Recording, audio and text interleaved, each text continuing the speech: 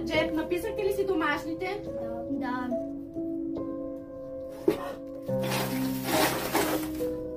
Не.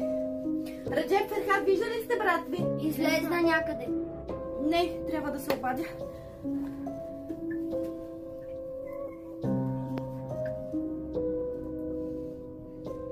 Къде е?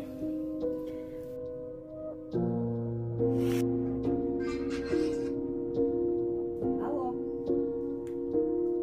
Какво? Не. Мама. Добре, хайде, сега идвам, тръгвам.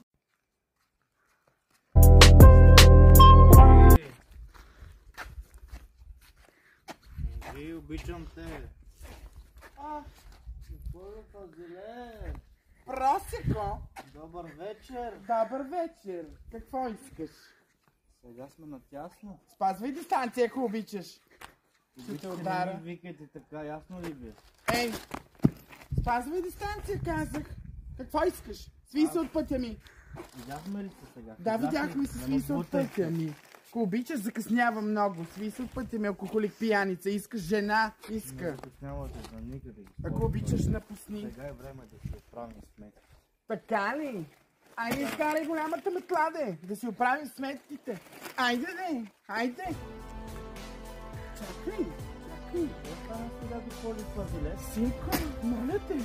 Успокой се, Синко. Ще направиш... Синко, ще направиш някоя глупост, за която ще съжаляваш. Моля те, не дей. Аз съжалявам, Бесинджи. Синко, не дей. Ти не си нормален. Помощ! Някой да помогне!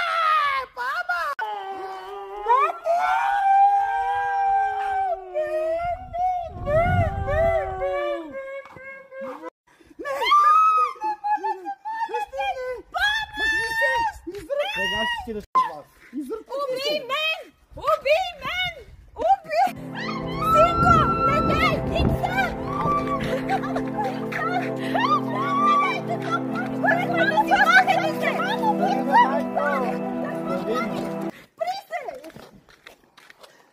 Как е възможно да правиш това, Иксан? Престани вече! Аз обичам, майко. Казах ти, че ще говоря! Какво правиш? Искаш да ме убиеш ли? Не, аз се обичам просто. Ще ме убиеш! Баща ти нищо не прави по въпроса, само мене тормози. Няма да стане това! Инджи! Вулкан! Инджи! Какво става за края? Какво направихте? Защо е така? Защо е пиян? Майко! Татко! Бате! Вулкан, ти знаеш ли какво щеше да направиш? Тя да стана убия.